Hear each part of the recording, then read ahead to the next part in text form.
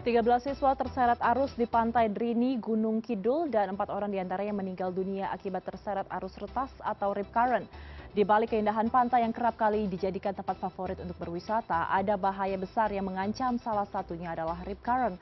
Lalu apa itu sebenarnya rip current dan bagaimana kita sebagai masyarakat awam mendeteksinya? Kita akan bahas malam hari ini bersama Bahtiar Mutakin, pakar geomorfologi UGM. Selamat malam Pak Bahtiar, terima kasih atas waktunya. Selamat malam Mbak Ayu, terima kasih juga. Baik, Pak Bahtiar, pertama-tama mungkin bisa dijelaskan kepada kami yang awam ini, rip current itu sebenarnya apa Pak dan bagaimana ini bisa terjadi? Ya, jadi kalau kita bicara terkait dengan arus retas, itu kan pergerakan air itu kan ada yang dia vertikal, ada yang horizontal gitu ya. Nah, arus retas ini dia awal mulanya kalau misalnya ketika kita melihat air datang ke arah darat gitu ya, angin berembus itu kan kemudian dia membangkitkan gelombang atau ombak. Nah, ketika ombak itu dia mendekati pantai, nanti akan ada pecah gelombang pecah yang warna biasanya ditandai oleh warna buih-buih putih seperti itu. Nah, ketika gelombang itu mendekati pantai, dia akan menekan airnya itu sehingga yang lebih dekat dengan darat, dia akan mempunyai level air yang lebih tinggi, seperti itu. Nah, perbedaan level air ini akan berbeda di sepanjang pantai itu. Bisa karena perbedaan kedalaman perairan, bisa karena adanya penghalang, baik itu penghalang alami dalam bentuk tanjung ataupun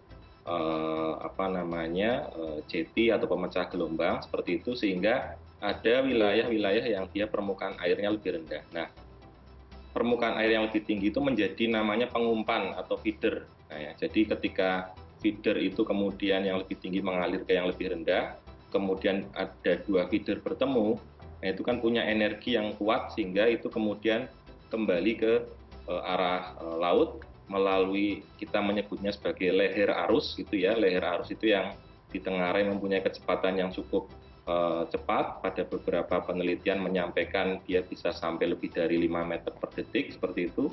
Kemudian keluar dari zona pecah gelombang itu kemudian kita sebut sebagai kepala arusnya seperti itu. Jadi kira-kira seperti itu Mbak Ayu. Oke, jadi rip current ini bisa terjadi di pantai yang strukturnya ini cenderung cekung, kurang lebih begitu ya Pak Bahtiar? Sebenarnya rip current ini bisa terjadi di mana saja di mana ada fenomena pecah gelombang di situ. Nah, yang membedakan atau yang dapat memengaruhi kuat atau tidaknya misalnya terkait dengan musim seperti itu, kemudian terkait dengan bentuk pantainya, kemudian terkait dengan keberadaan barrier atau penghalang di pantai tersebut ada atau tidak seperti itu. Oke, Pak Bahtiar, jadi begini, jangankan anak-anak yang masih duduk di sekolah menengah begitu, tapi orang-orang yang sudah profesional saja ini sebenarnya bisa terseret dari arus rip current. Sebenarnya seberapa berbahayanya arus ini, Pak?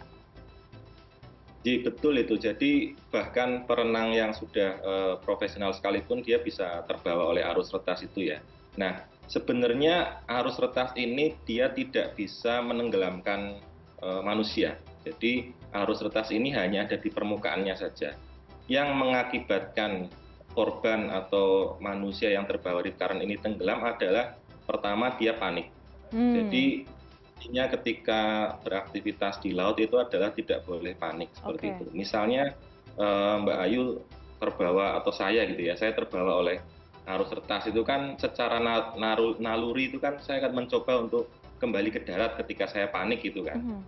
Nah, bayangkan misalnya dengan kecepatan 2,5 sampai 5 meter per detik, kemudian kita mencoba untuk melawan, ibaratnya seperti kita sedang berolahraga di atas treadmill gitu Mbak Ayu. Jadi kan treadmill kita setting kecepatan maksimal, kita mencoba untuk melawan kan kita nggak bisa sampai ke ujung gitu ya.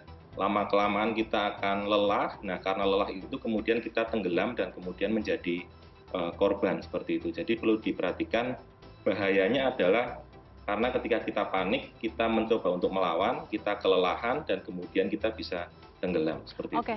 Baik, Anda mengatakan jangan panik, jangan sampai membuat gerakan yang justru bisa membuat kita malah berbahaya begitu. Tapi kalau misalkan Pak ada masyarakat atau orang yang akhirnya sudah terjebak rip current, sebenarnya ada tidak teknik untuk bisa menyelamatkan diri?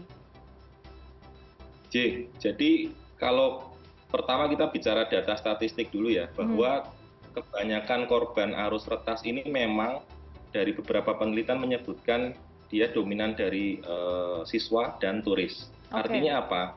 Kedua elemen masyarakat ini ketika berkunjung ke suatu lokasi minimal mereka mengetahui kondisi wilayah tersebut gitu ya. Ketika mereka sudah mulai atau mau masuk atau main air, mereka harus tahu risiko dan tadi upaya mitigasinya. Kalau misalnya dia sudah terbawa oleh arus retas, yang bisa dilakukan tentu saja pertama jangan panik, kemudian kedua biarkan tubuh kita itu dia terbawa oleh arus sejauh si leher arusnya itu membawa kita. Biasanya sampai ke luar di zona pecah gelombangnya itu.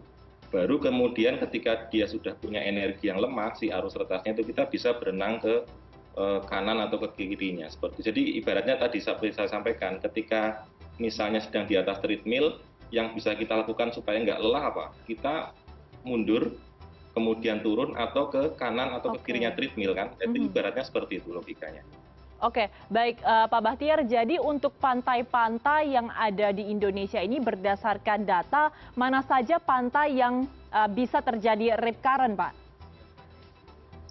Jadi terkait dengan peluang terjadinya rip current, hampir semua pantai di Indonesia bisa terjadi. Memang untuk peluang dan potensi maupun sejarah korban itu di pantai selatan memang sudah cukup banyak gitu ya, tidak hanya di Gunung Kidul saja, tapi juga di sepanjang pantai Yogyakarta dan pantai Jawa. Karena pertama itu kan dia laut lepas. Laut lepas artinya apa? Tidak ada penghalang, kemudian angin dia bisa berembus kencang membangkitkan gelombang, apalagi pada musim-musim sekarang ketika cuaca ekstrim, gelombang juga bisa tinggi, akibatnya pecah gelombang itu dia bisa lebih banyak dan dia bisa membangkitkan arus retas lebih banyak seperti itu. Kalau di pantai selatan memang dia relatif lebih banyak di beberapa penelitian termasuk yang pernah kami lakukan juga di Universitas Gadjah Mada.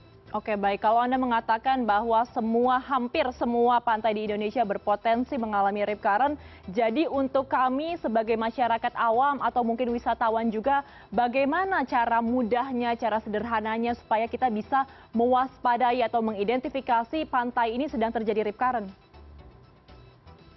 Pertama, yang misalnya kita berkunjung ke wisata pantai gitu ya, yang pertama kita harus lakukan adalah kalau biasanya kan ada penjaga pantai, kita bisa bertanya terkait dengan ketika kita ingin berenang, area mana yang sekiranya aman untuk dilakukan berenang seperti itu.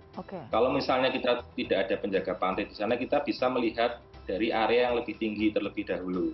Misalnya dari bukit atau dari parkiran atau seperti apa, kita melihat apakah di situ ada zona pecah gelombang yang warna putih-putih buih itu ada yang terputus atau tidak. Kalau misalnya ada yang terputus, bisa kita indikasikan itu adalah zona rip current-nya, seperti itu. Kalaupun tidak terputus, tapi ada perairan yang misalnya dia tenang, kemudian warnanya relatif berbeda dengan perairan di sekitarnya, itu juga bisa kita identifikasi sebagai lokasi arus retas juga. Kemudian berikutnya kita bisa melihat dari bentuk pantainya. Jadi biasanya arus retas itu dia berasosiasi dengan bentuk pantai yang seperti bulan sabit. Jadi ada tanduknya gitu ya, ada tanduk, kemudian ada teluk, ada tanduk. Nah itu biasanya dia berasosiasi dengan bentuk pantai yang seperti itu. Seperti itu Mbak Ayu. Baik, Pak Bahtiar, tadi Anda mengatakan juga sudah banyak masyarakat atau orang yang menjadi korban dari rip current ini.